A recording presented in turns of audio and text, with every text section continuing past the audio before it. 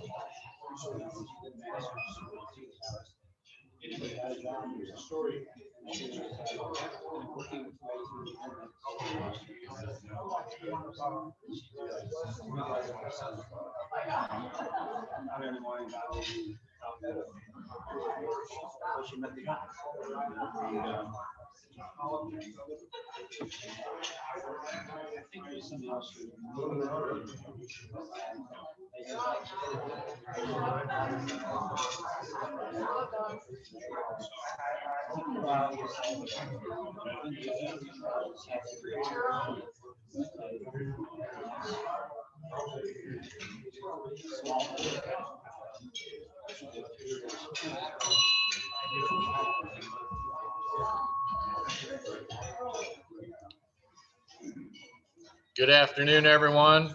Welcome to the June 21st, 2021 meeting of the Rotary Club of Ames. Please stand for our Pledge of Allegiance. I pledge allegiance to the flag of the United States of America and to the republic for which it stands, one nation, under God, indivisible, with liberty and justice for all. With that, I'm not aware of anyone locally that needs an extra thought or prayer. Is there anyone? Obviously, the one thing I wanted to make sure that I read is a statement that I picked up from someone about our polio fighters out in the field. So this was from June 17th of 2021. The GPEI is deeply saddened by the reports of 5 separate attacks on health workers in Afghanistan, in which 5 were killed and 4 were injured today. We wish to extend our deepest condolences to the families, relatives, and colleagues of the victims. These incidents are a somber reminder of the difficult and often dangerous environments healthcare workers operate in. Health workers must never be a target of any attack on healthcare providers remains completely unacceptable. All parties must respect and uphold the neutrality of health interventions and ensure the safety of all health workers who are working across the country to prevent disease and improve the health of communities. So just as we sit here and have lunch and make donations and fight the good fight from here, there's people that are really laying their lives on the line to fight this every day. So we need to make sure that we keep those people in our thoughts and prayers. With that, let's just take a moment for them.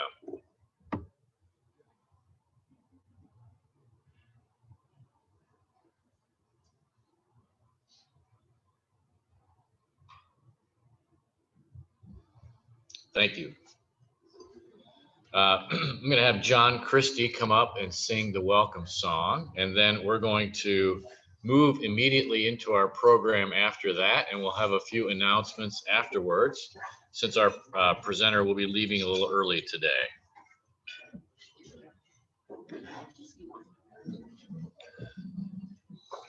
On this glorious day, we welcome our guests and visitors. Welcome to you from Maine's Rotary, Naveda, London, or Gay Pity, from far off lands or the USA. We're glad that you are here today.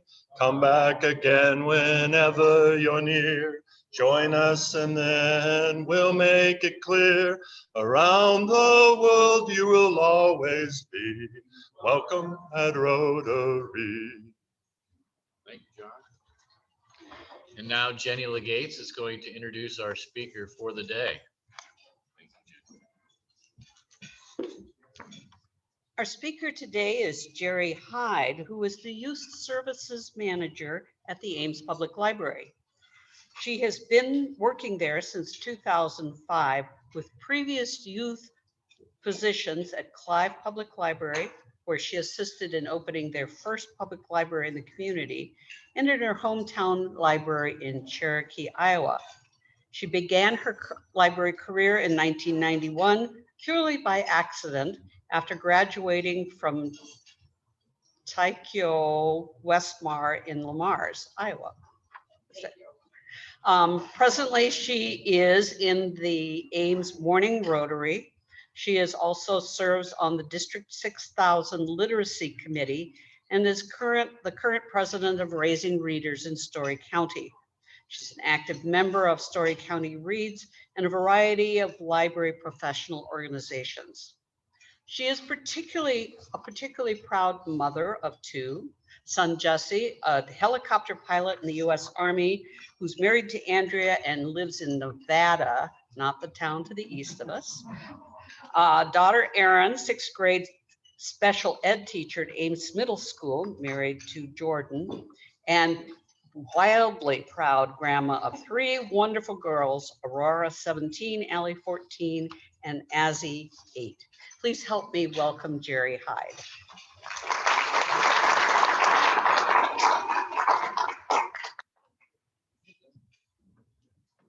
Well, I forgot to that I already said everything I was going to do in my little welcome piece, but I wear many, many hats in literacy, and they all kind of weave together in this wonderful quilt of literacy.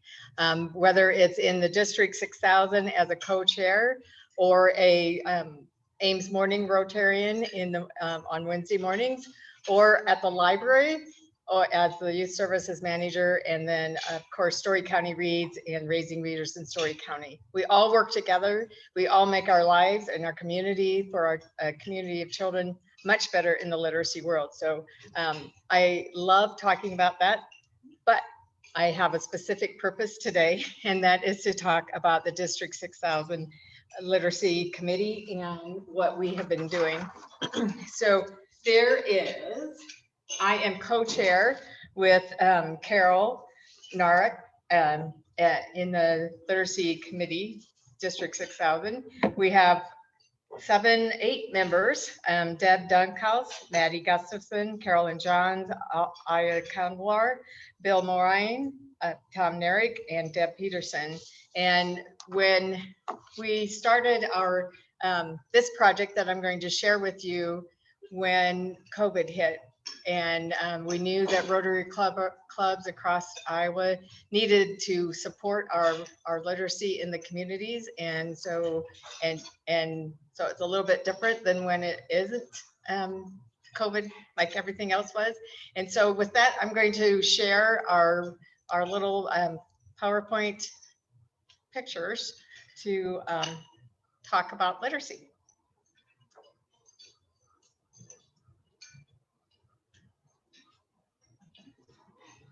Hi, I'm past District Governor Tom Narek. I'm proud that District 6,000 Rotarians have been promoting education and literacy with a variety of club projects. Hopefully, many of these programs can continue. However, at this time, personal interactions are risky. So the district literacy team is offering adaptations and other literacy options with your safety in mind. When it comes to reading, it's tempting to think first of school-age children.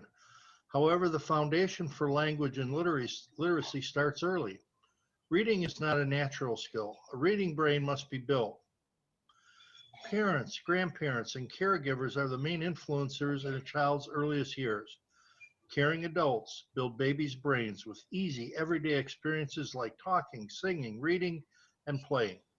Research shows brain circuits grow most during simple back and forth, serve and return interactions between adults and children.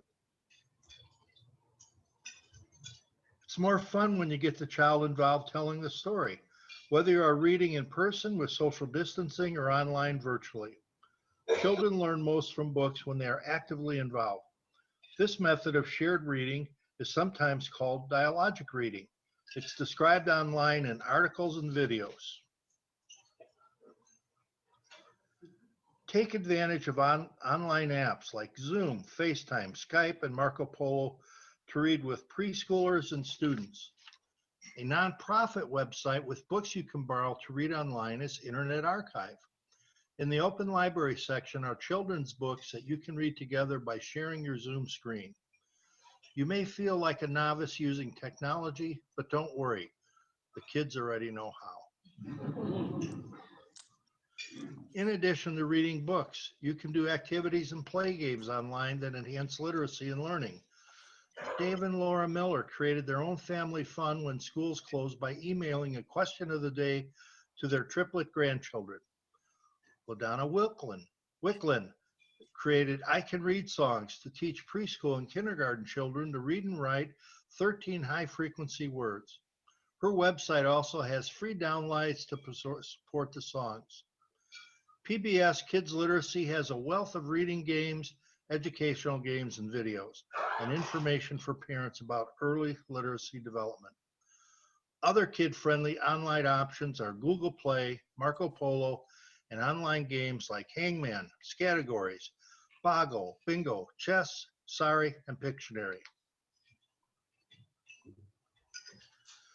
We all look forward to a time when we can once again safely volunteer and share the joy of reading in person at preschools, elementary schools, or daycare centers. Coles has a short video about how to read to a child.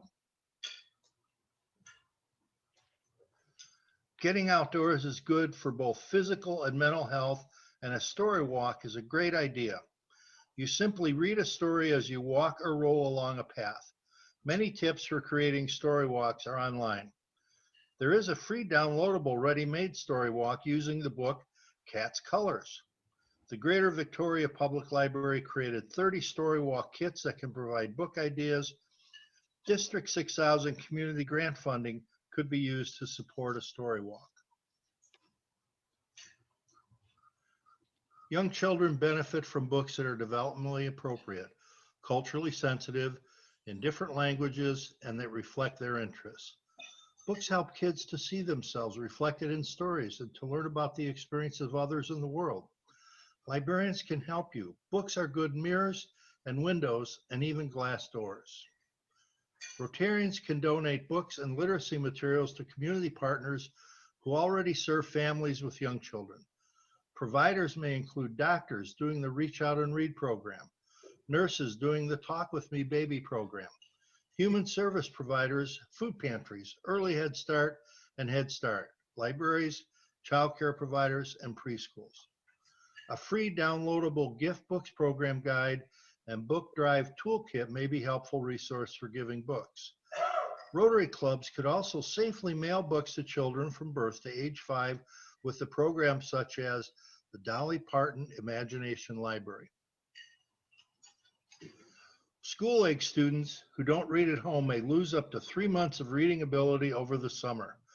Lost classroom time due to the recent pandemic has increased this problem. Here are 5 ideas for giving students books they want to read at home. Sponsor a scholastic book fair. Donate funds to elementary schools to sponsor students who can't afford to order books. Provide books along with food, like at free meal sites. If a school has backpack food program, provide books to add to the backpacks. Provide books to children living in low-income neighborhoods. Install Child Heid, little free libraries outside to make books available 24/7. Team up with teachers to provide bags of personally selected books to students who have few books of their own. Pairs of teachers and Rotarians can deliver bags to students' homes when school is out. Provide books for a school-wide book fair for all students before the summer break. Teachers and librarians can help choose developmentally appropriate and popular books. Books help kids both to see themselves reflected in stories and learn about the experiences of others in the world. Take advantage of store sources to buy good quality books at steep discounts or get them for free. Some of these are First Book Marketplace, Reach Out and Read, Diverse Book Selections, Scholastic Literacy Partnerships, Great Books Foundation Junior Book Series K-12, and your local library. A District 6000 community grant can help fund books for your literacy projects. Healthy bodies and healthy minds go together. Partner with clinic staff to agree what can be provided during this pandemic and what safety precautions need to be in place. Help establish a local Reach Out and Read program in your area by offering to sponsor books for a well child checkup level. Create Rotary reading corners in public waiting rooms frequented by families with young children. A free Reading Corners toolkit is available online and downloadable from Raising Readers in Story County. Internet access and quality devices are essential for students today. In 2016, Rutgers did a national survey of families with children in school and who earned less than $55,000 a year. 33% said their internet was too slow. 20% had broadband cut off due to their inability to pay. Many said too many people had to share a device. Ask your school district if there are children and families who lack access or tech tools and need help. As an example, the West Des Moines Community School District has an arrangement with Mediacom for the home purchase of a Wi-Fi connection for disadvantaged students for $120 per year. Rotary clubs could also fund iPads to be loaned like textbooks, provide hotspots in poor neighborhoods, refurbish used devices, and offer support on fixing when things go wrong. This is one example of how Iowa Rotarians have addressed education needs in the Ecotepec project. The Rotary International website features many ways clubs worldwide can impact the causes we care about. For instance, you can find clubs to partner with to support education or to support mothers and children. Rotary International also has a new Rotary Showcase site where Rotarians share their local and global service projects. You can search this database by filters such as the location and the area of focus. Also consider using Zoom meetings to communicate with Rotarians anywhere in the world. You can be a literacy advocate as a parent, a grandparent, a doctor, a human service provider, a librarian, a faith leader, a caregiver, or a volunteer. You can support your club's literacy projects. Whatever your role, promoting early literacy leads to children who read at grade level, graduate on time, and become contributing workers and citizens. A written version of this presentation with links and the resources mentioned is in the literacy promotion section of the District 6000 website. Also, a free downloadable handout about early literacy and community literacy toolkit are available.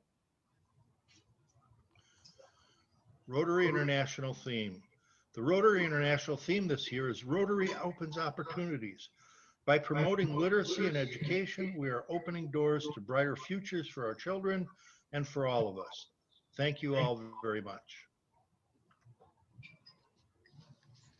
And thank you, Tom. So this, Tom mentions a video from Coles, and so we're going to go ahead and play that one too. It's a great representation of dialogical reading, where you ask and involve that child in that reading experience by asking questions and letting him or her read along with you. That's not it. That's another great place.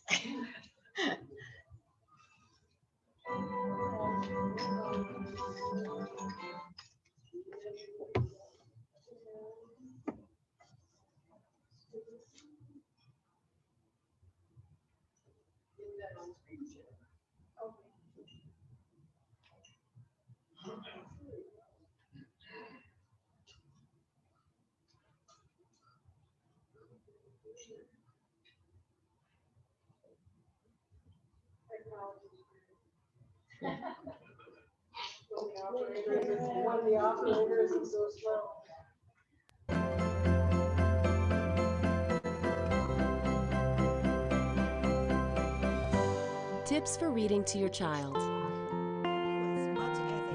Reading to your child may be the most important thing you can do, and you can never start too early. Lots of moms and dads even start reading to their baby in the months before they're born. Whether you start before or after they're born, get started. Studies have shown the earlier you start, the better their grades will be in years to come. With infants, you can start with simple picture books and board books. It's not the words that are important at this point, it's the story. As you read the pictures to your child, you can create a terrific learning environment and start them on the road to reading. Said the mother bear to her child, I love you as much as the forest has trees. There's a baby. There's a baby bear. Reading is also your chance to be a star. Being animated and using different voices as you read is fun for you and your child. You get to act and interact as you read. As your child gets older, you can let him turn the pages as you read. And then you can start to ask him what the book says, because even if he can't read the words, he can read the picture. This time together reading is a great way to interact and engage with your child, which is vital for her development. And you don't have to spend anything to do this. Libraries, friends, hospitals, and daycare centers have books they'll either give you or lend to you that are appropriate for your child's age. A library card will open up a world of books for children of any age, and going to pick out books will set a great example for your child to follow as he or she gets older. Setting aside 10 minutes alone with your child to read might be the only time during the day where you really talk. So postpone the dishes and the housework, put away your cell phone and the computer, and just spend those few moments reading with your child. You'll both be better off.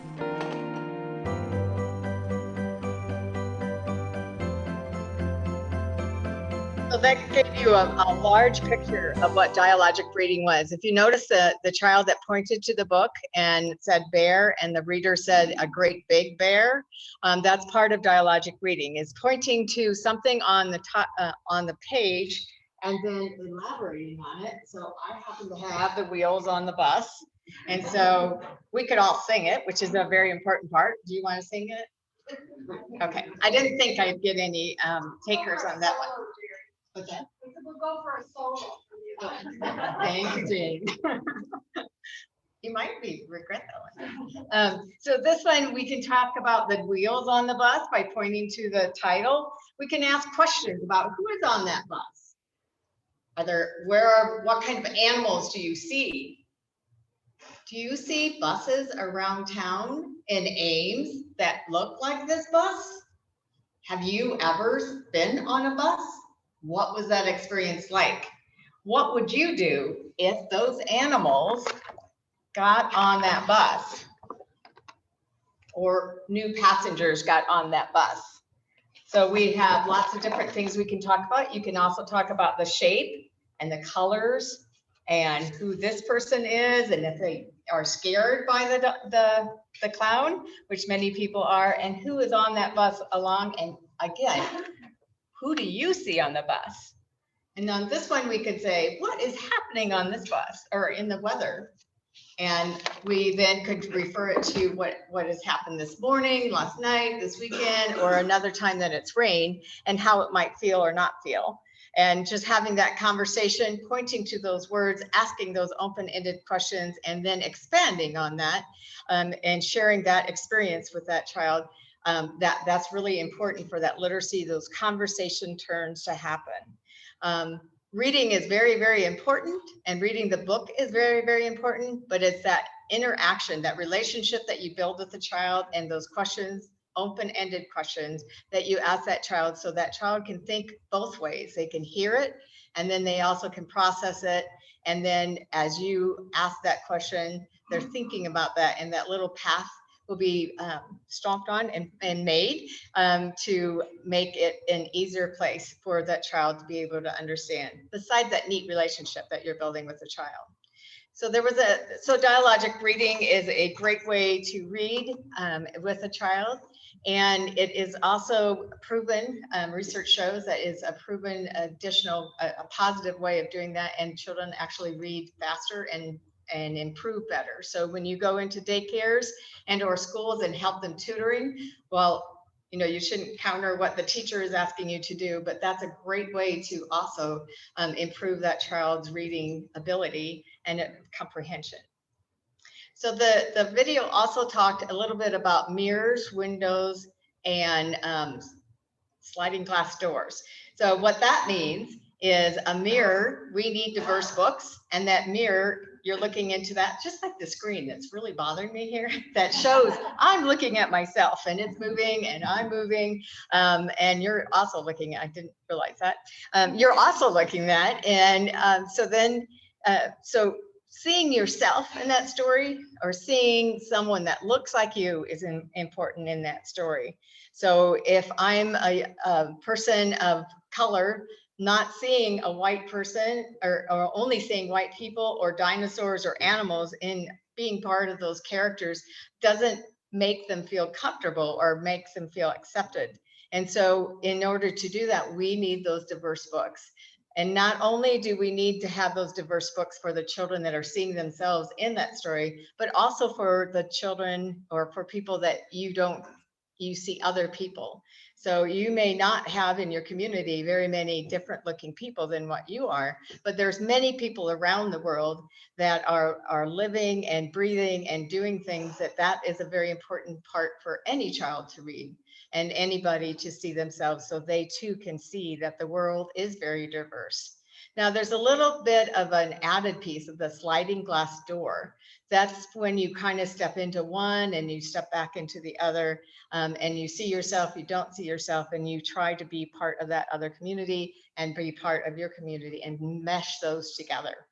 And there's a professor that, Debbie Reese, that has also added a window, a curtained window to that philosophy. And that's for those different things. She's a Native American, an indigenous person, and she's put those windows with a curtain on. So some of those things, some of those beliefs that they have aren't there to share. So all those types of things should be in our stories that we're reading and that stories that you're offering.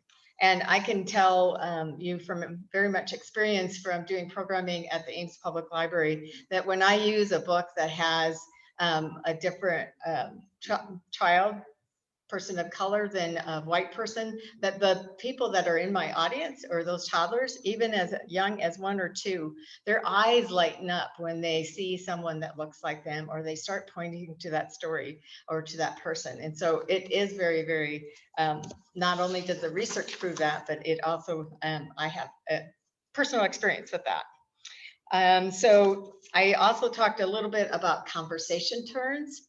And conversation turns are where you give pause, you ask a question, you give pause, and you allow that child to answer back. Now, some people, like me, like to read the story, ask the question, and if I don't get an immediate answer, I'm going to answer the question and or go on, and because I don't like that silence or that 5 or 6 seconds. But I guarantee you that if you paused or counted to yourself silently 5 to 6 seconds in between a question that you've asked, and you will find that somebody your child will respond to that question. So slowing things down, that's also why we read, we sing songs like the Wheels on the Bus, to slow things down so they can hear those sounds and understand how that all goes. So one of the things also that Tom talked about were story walks and little free libraries and libraries in reading corners. And all of those things are wonderful ways to make a literacy-rich environment. And in that literacy-rich environment, it isn't just the public library's duty to do that. It isn't in our case, we have the wonderful organization Raising Readers in Story County and Story County Reads. It isn't just theirs. The three of us, the three organizations, which I'm a part of all of them, they have to work together, but that can't stop there either. The rest of the community also has to be involved, and having letters and stories abound in our community is a very important part. So Little Free Libraries provides those books that people can come and take and exchange and turn back at any time that they want. Sometimes I can't hardly believe that, but some people don't have a library card, so they're not able to do that, well, for whatever reason that is. But the Little Free Libraries provide that option that they can have free books or exchange books with what they have. There's something called a story walk as well that's out in the community. We've done that downtown several different times in the community, and we'll be doing one here in August. And what that is we take the book and divide it up into pages and space those pages apart. So now in downtown, it was just a book, 2 books that I took apart, and we put in the different windows of our stores downtown.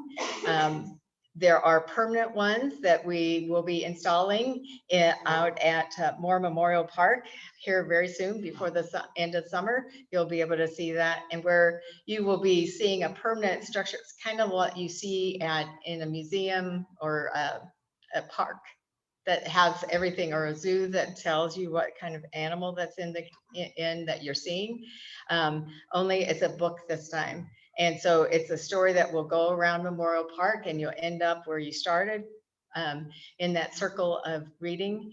And so those are places that make it an equal opportunity for anyone. Anyone can go to that park and anyone can read that story, and everyone also can read the story together with the child or children or other adults for that matter, and see and enjoy that written word and see those illustrations. So literacy-rich environments also include your home libraries, as to where, not everybody, again, I have a hard time believing it, knowing how many books my granddaughters have, but that some people don't have books in their home and are not able to have books in their home. And so providing those books to families that don't have the income to purchase books, that book that's always available at every time, is a very important part of each child's life.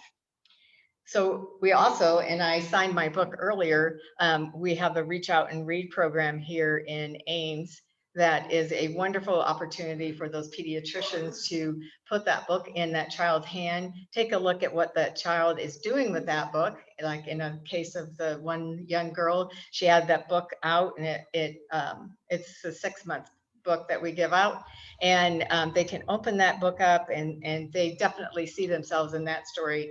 But they know then the doctor can see the coordination that's happening, can see how interested that child is in that story, and holding it right side up or upside down, seeing where that child's development is at, and is a very essential part of that, and makes the pediatrician's visit a lot easier for both the child and the parent and the pediatrician. So you also have the 18-month, I believe, book that you all give, and so the last place that I'd like to kind of before I ask for questions and talk about our daycares and our preschools. They are an important part. Lots of boys and girls are in those daycares and in those preschools, and not always does a teacher or the person, that caregiver, has time to interact with a child.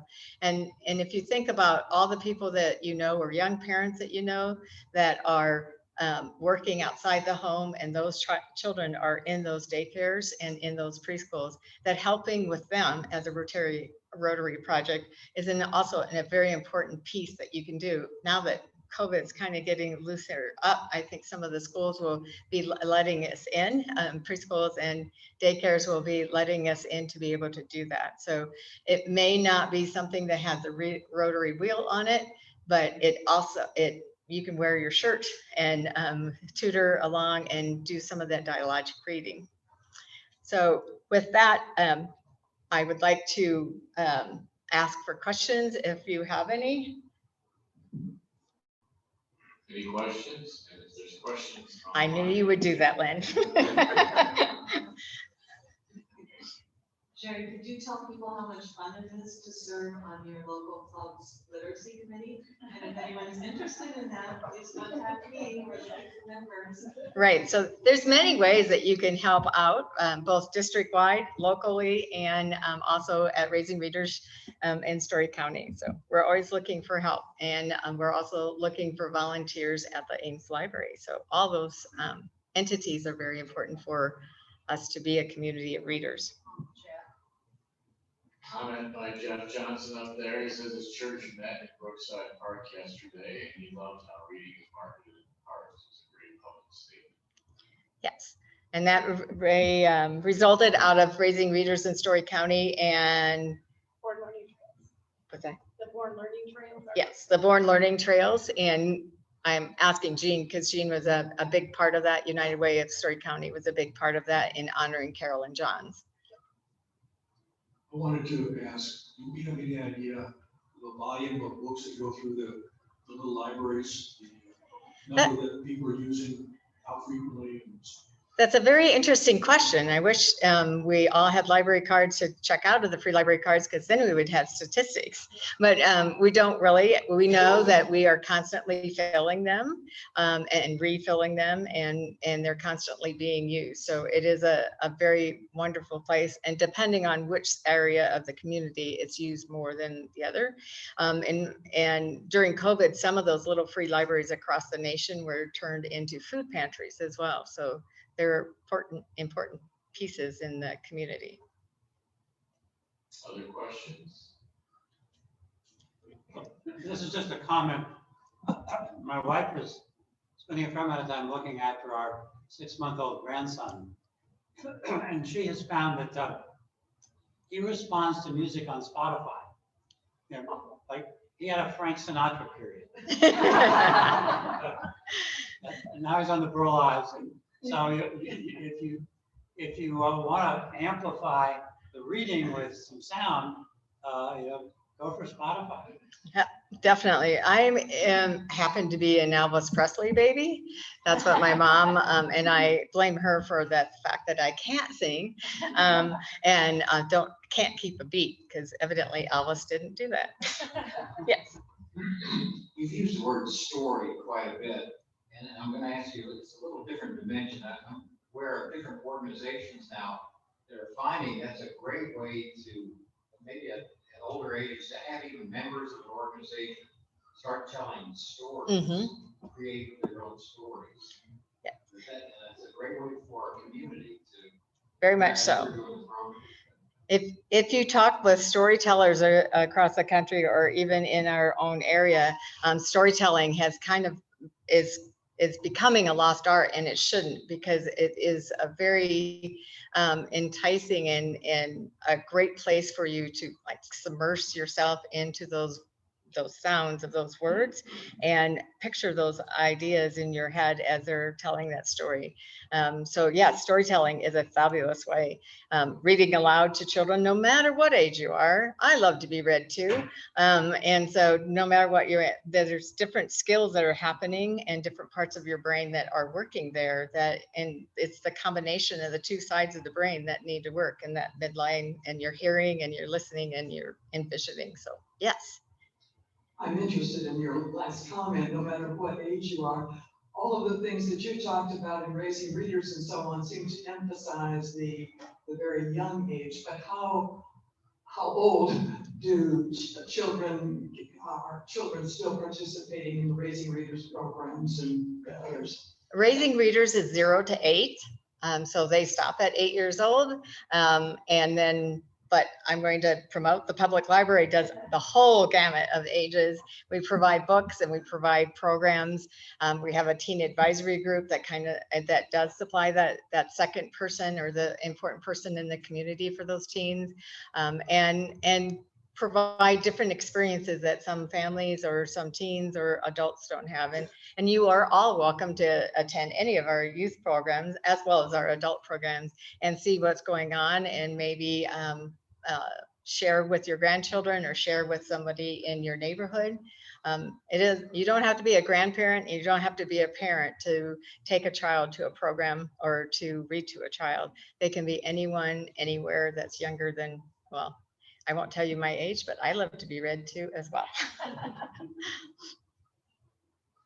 questions? Barbara's question, there's 34 people if I counted correctly here today. I don't know how many are online. Jerry, thank you very much. Did I see that you already signed? I did already Okay, sign. as you are aware, we're a sponsor of the organizations that you're a part of, so thank you for coming to share with us today. And as Raising Readers president, I appreciate that you're doing that book and giving it to the hospital. So it's a great program. Thank you very much.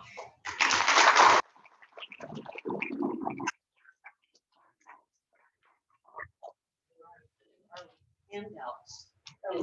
Great. There's handouts in the back. Yes, there's the adult reading program on the table in the back. You can join, everyone is able to join as an adult or as a child. There's some children's ones as well. So if you have a child in your neighborhood or your grandchildren, you can pick up one of the children ones, but there are adult factors. So please join us. You get some really cool prizes, every week that you saw. I encourage you to join today. Thank you very much.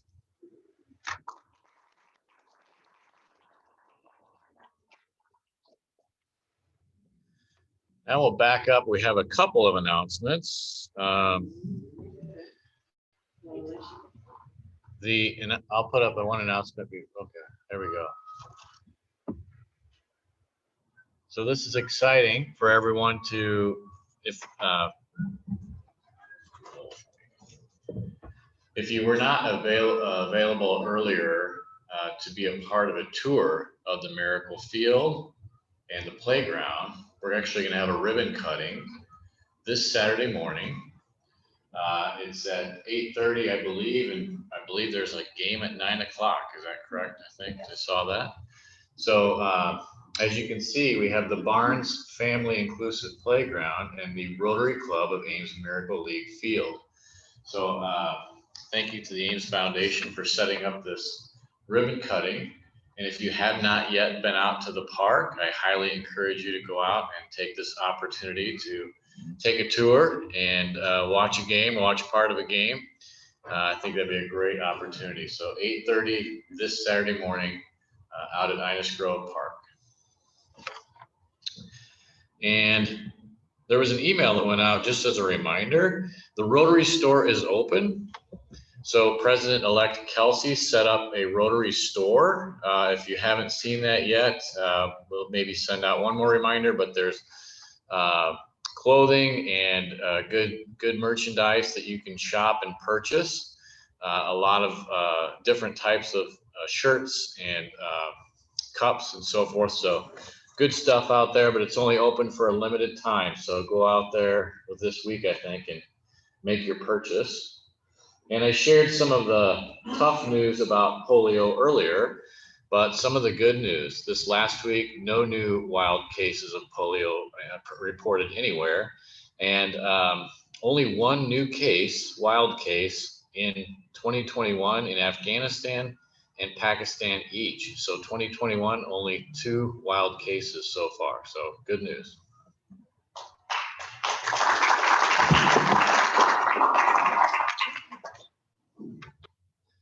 And next week, after I'm just getting used to standing up at the podium, will be my last time at the podium.